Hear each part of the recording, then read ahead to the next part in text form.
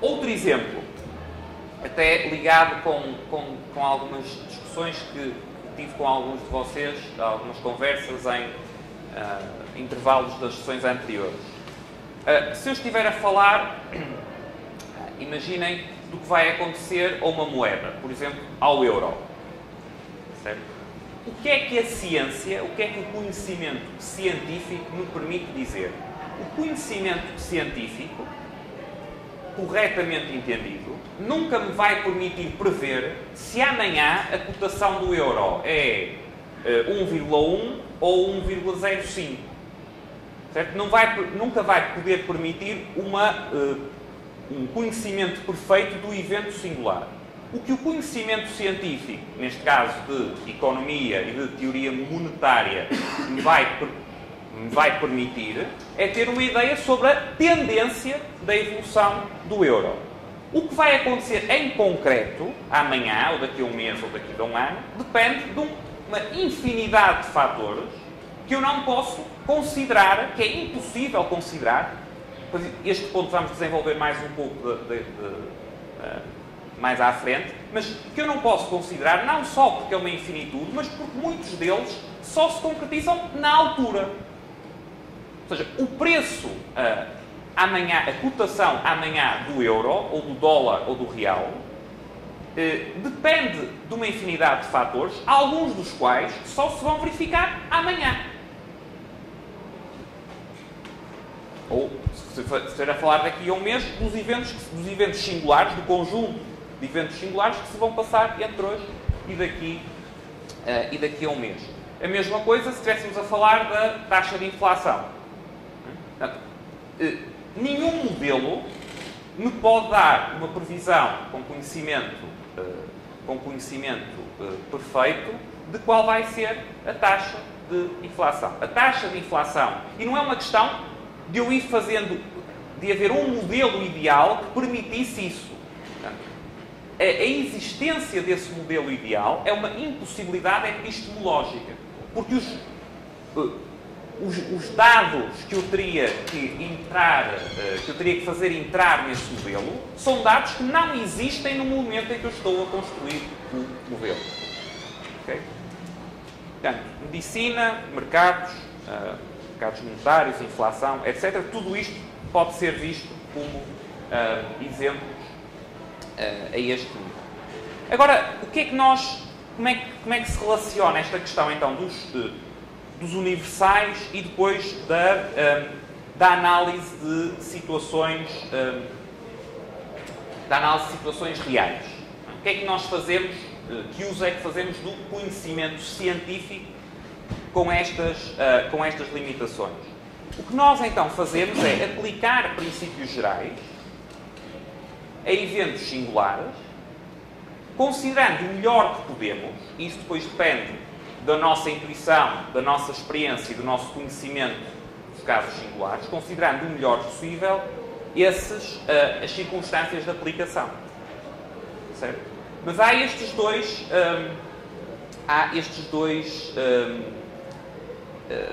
dois componentes que não são separáveis.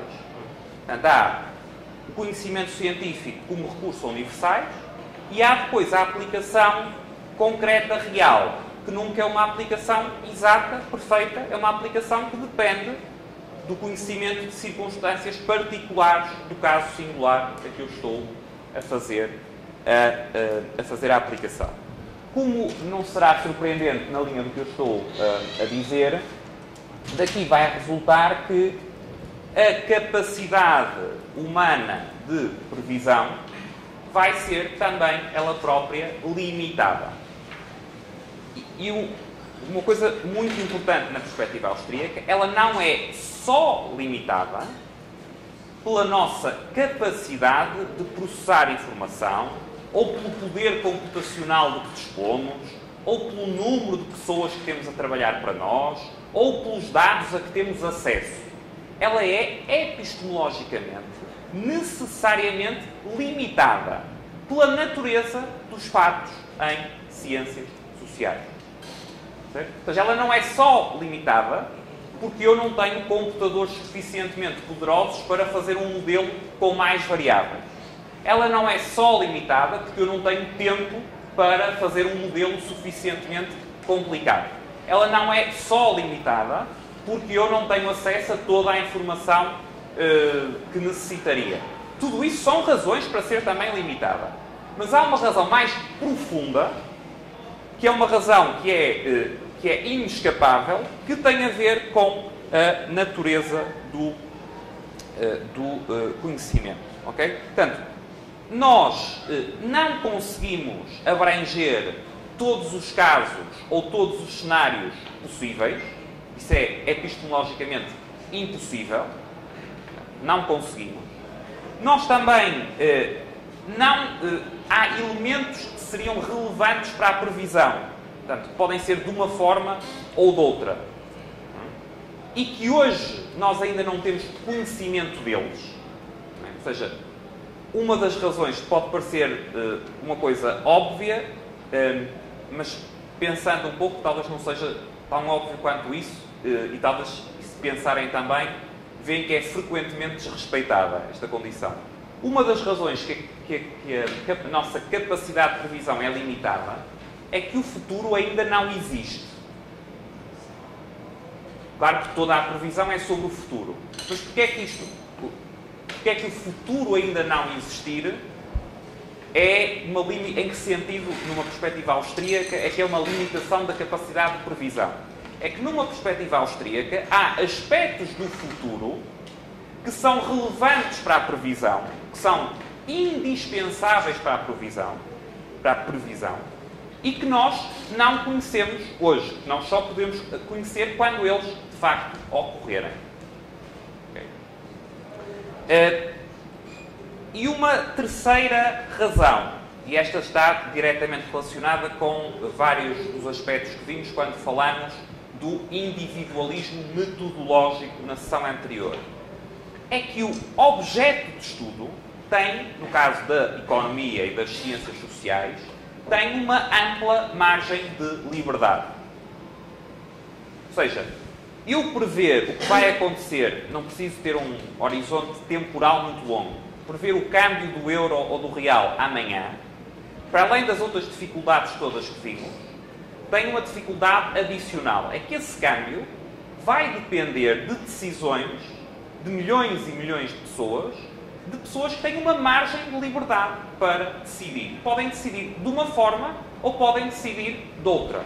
E, por sua vez, para cada uma dessas milhões de pessoas, a decisão vai ser influenciada, em maior ou menor grau, por milhões de fatores.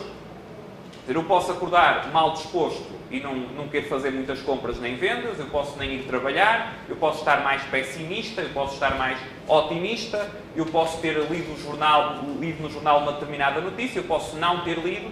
Tudo isso, na margem, vai influenciar o que vai suceder. Ora, e o que se passa em termos das leis científicas é que elas são... a capacidade de previsão é tanto menor quanto maior o grau de liberdade do objeto. Vamos pensar num exemplo. Se eu atirar uma pedra do 10º andar, a margem de liberdade do objeto não é particularmente grande. Portanto, é relativamente fácil eu fazer uma previsão onde a pedra vai cair, a que velocidade vai cair, qual vai ser o efeito, etc, etc. Mesmo aí, em teoria, há uma infinidade de fatores que podem influenciar a trajetória da pedra, onde é que ela cai, etc, etc, que eu também não consigo controlar todos, na realidade. Mas, enfim, por simplificação, e para fazer um contraste entre ciências naturais e ciências sociais, vamos admitir que eu consigo ter a maior parte desses fatores. Agora, quando eu trato de decisões humanas, a coisa já não é assim. Porque na trajetória do que vai acontecer, a pessoa pode escolher, na trajetória futura, não é? Prever o passado é mais fácil. Mas na trajetória futura do que vai acontecer, essa trajetória depende das pessoas a cada momento optarem por um caminho ou optarem por outro caminho. Okay? Optarem entre uma infinidade de alternativas possíveis de alternativas possíveis de escolha. Claro que se eu atirar uma pessoa do 10º andar, eu consigo prever onde ela vai cair. Mas porquê? Porque nesse caso, qual é a margem de liberdade da pessoa? A menos que consiga voar, não é muito grande. Certo? Portanto, nesse caso, a pessoa equivale... Diga. Jogar o estilo voador e já tem. É, exatamente. Isso até permite relacionar com o que vimos na última sessão. Mundo mineral, mundo vegetal, mundo animal, mundo humano. Não é? Se eu atirar uma ave pela janela, como é que eu consigo prever a trajetória exata de voo? Não consigo. Porquê é que eu não consigo, mas consigo, no caso da pedra, consigo prever com grande certeza onde é que a pedra vai cair?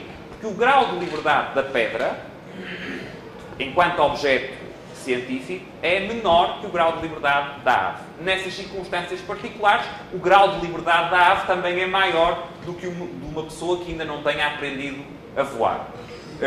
Mas, na maior parte das situações que dizem respeito às escolhas humanas, a relação é como a que vimos na última sessão. Portanto, o ser humano tem um maior grau de liberdade, porque não responde só instintivamente do que um animal.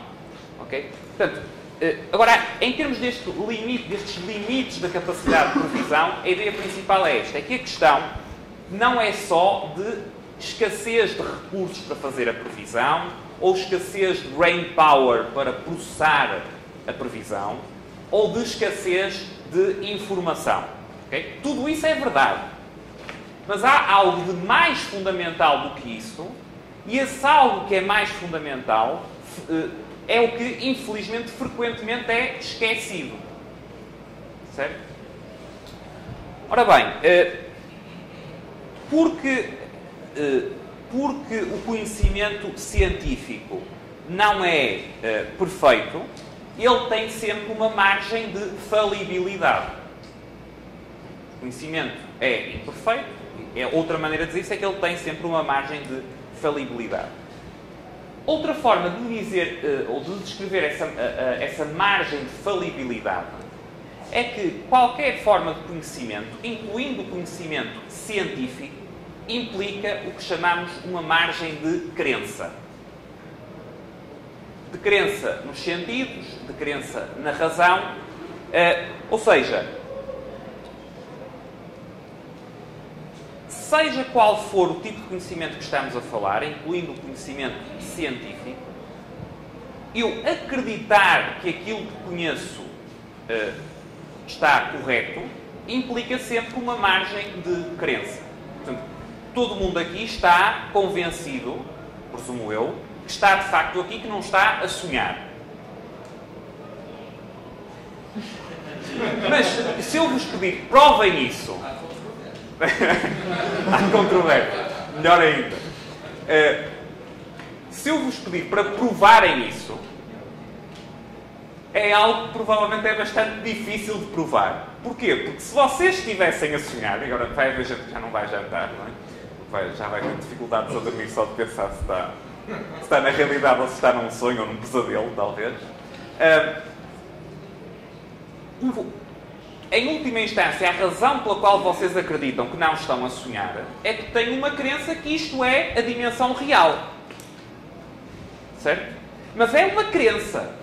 Pode ser uma crença firme. Pode ser tão firme que vocês normalmente nem colocam a questão. Mas isso já não é verdade, por exemplo, para uma pessoa esquizofrénica. E a importância dessa margem de crença torna-se visível, torna-se clara, precisamente quando ela vacila. Mas seria meter para outras questões.